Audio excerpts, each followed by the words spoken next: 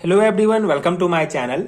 आज हम इस वीडियो में kinetic theory of gases discuss करेंगे, जो गैसेस स्टेट केमिस्ट्री यूनिट का एक बहुत इंपॉर्टेंट टॉपिक है, एक इंपॉर्टेंट कॉन्सेप्ट है।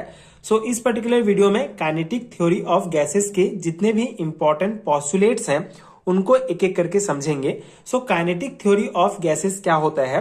The kinetic theory of gases is a theoretical model that describe the molecular composition of the gas in term of a large number of submicroscopic particles which include atoms and molecules। तो kinetic theory एक प्रकार का theoretical model है जो किसी भी gas के molecular compositions को डिस्क्राइब करता है। तो काइनेटिक थ्योरी बेसिकली किसी भी गैस के मॉलिक्यूलर कंपोजिशंस को डिस्क्राइब करने वाला एक इंपॉर्टेंट थ्योरी है, और इस थ्योरी को मैक्सवेल एंड बोल्ट्जमैन ने जो है डेवलप किया था।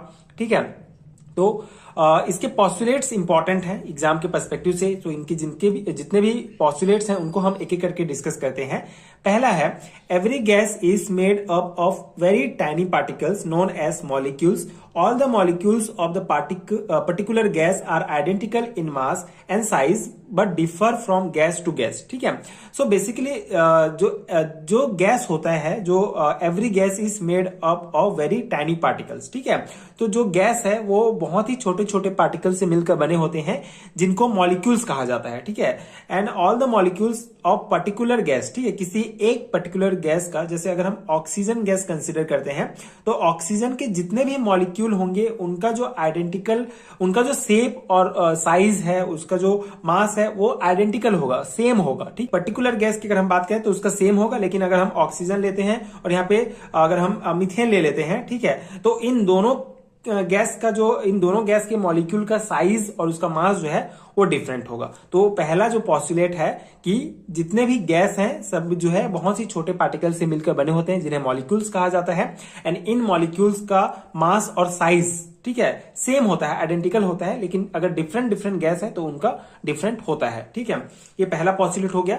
सेकेंड है, this molecules are spherical, rigid and perfectly elastic, therefore there is no change in kinetic energy when they collide with each other। ठीक है, ये जो मॉलिक्यूल्स होते हैं, जो गैस के मॉलिक्यूल्स होते हैं, ये spherical, rigid and perfectly elastic होते हैं। इसके कारण इनके काइनेटिक एनर्जी में कोई चेंज नहीं होता है जब वे एक दूसरे से टकराते हैं। ठीक है, जैसे ये दो मॉलिक्यूल हैं गैस के, ये जो मॉलिक्यूल होंगे, ईच मॉलिक्यूल, ठीक है, हर एक मॉलिक्यूल स्फेरिकल, रिजिड और परफेक्टली इलास्टिक होगा। ये बहुत इंपॉर्टेंट है, परफेक्टली इलास्टिक मतलब कि ना तो एनर्जी लॉस होगा ना ही एनर्जी गेन होगा। ठीक है, मतलब इनके काइनेटिक एनर्जी में कोई भी चेंजेस नहीं होगा।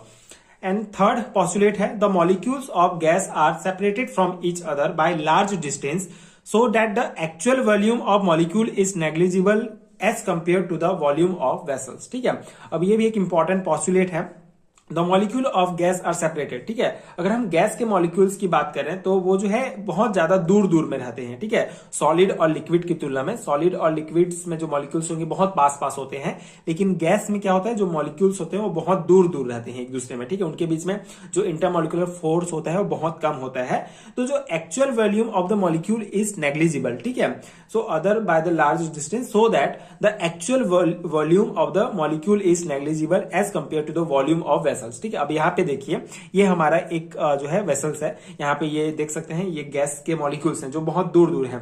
तो ये जो गैस के मॉलिक्यूल्स हैं, इनका जो एक्चुअल वॉल्यूम होगा, जैसे अगर हम ऐसे समझते हैं कि ये जितना भी गैस है इसमें, अगर उसको हम एक कोने में इस प्रकार से ले आएंगे तो इसका जितना वॉल्यूम होगा, ठीक है, इसका वॉल्यूम को अगर हम B मानते हैं और ये पूरे जो वॉल्यूम है इसको हम V मानते हैं, ठीक है, तो ये जो एक्चुअल वॉल्यूम होगा वो बेसिकली नेग्लिजिबल होगा। ठीक है, इसका कोई एक्चुअल वॉल्यूम नहीं होगा, तो ये किसके लगभग होगा, जो वेसल्स का वॉल्यूम है उसके ही लगभग होगा। ठीक है, तो इस पॉस्टुलेट में वही कहा गया है। एंड फोर्थ पॉस्टुलेट है, all gaseous molecule are moving continuously in different directions which different velocities. ठीक है, they collide which the walls of container and produce pressure.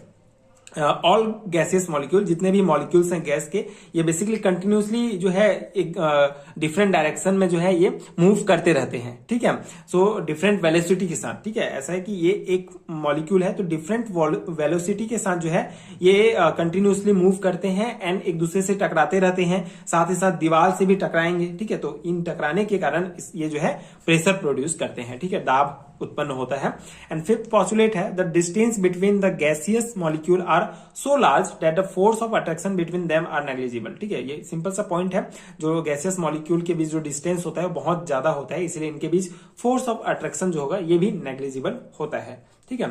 Six हमारा पॉस्टुलेट है since the molecules are moving with different velocities they possess different kinetic energies. However, the average kinetic energy of the molecule of a gas is directly proportional to the absolute temperature of the gas, ठीक है। अब यहाँ पे देखिए since the molecule are moving with different velocity, यहाँ पे देख सकते हैं ये एक मॉलिक्यूल है जो v वेग, ठीक है, वेलोसिटी v वेग के साथ ये मूव कर रहा है, तो इसका काइनेटिक एनर्जी क्या हो जाएगा, k1 हो जाएगा, ठीक है। सेम उसी प्रकार जो दूसरा प्रकार का जो मॉलिक्यूल है वो v2 वेग के साथ गति कर रहा है, तो ये इसका काइनेटिक एनर्जी k2 हो जाएगा।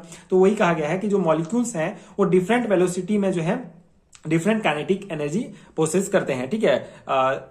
इसी कारण जो एवरेज, लेकिन ठीक है, बेसिकली जो मॉलिक्यूल होंगे वो डिफरेंट वेलोसिटी में डिफरेंट काइनेटिक एनर्जी शो करते हैं, लेकिन जो एवरेज काइनेटिक एनर्जी होगा किसी भी मॉलिक्यूल का, गैस के मॉलिक्यूल का, वो डायरेक्टली प्रोपोर्शनल होगा टेम्परेचर के, ठीक है। ये एक इंपॉर्टेंट पॉइंट आप समझ सकते हैं। सेवन पॉस्टुलेट है the force of gravitation on molecules are also negligible, ठीक है। तो जो फोर्स ऑफ ग्रेविटेशन होगा मॉलिक्यूल्स के बीच ये भी नेग्लिजिबल होता है, ठीक है। ग्रेविटेशन बराबर होता है हमारा mg, ठीक है, मास इंटू ग्रेविटी, तो ये जो होगा वो भी नेग्लिजिबल होगा। तो यहाँ पे काइनेटिक थ्योरी ऑफ गैसेस के जो ये मेन पॉस्टुलेट है, आई होप आपको समझ में आ गया होगा, ठीक है।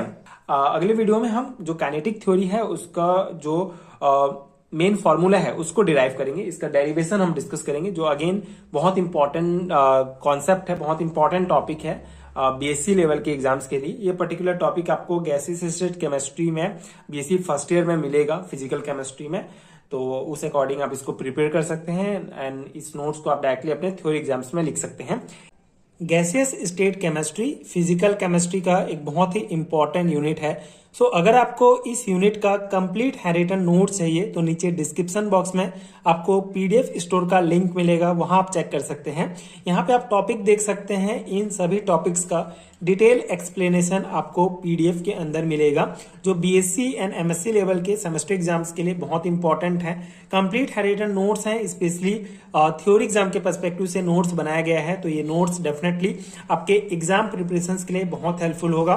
नेशनल एजुकेशन पॉलिसी 2020 के अकॉर्डिंग जो सिलेबस दिया गया है, जो न्यू सिलेबस प्रोवाइड किया गया है, उस सिलेबस के अकॉर्डिंग अपडेटेड हैंडरिटन नोट्स हैं। सो डेफिनेटली अगर आपके सिलेबस में ये यूनिट एंड ये टॉपिक्स दिए गए हैं तो आप ये नोट्स बाय कर सकते हैं, आपके एग्जाम प्रिपरेशन के लिए बहुत हेल्पफुल होगा। Thank you so much for watching.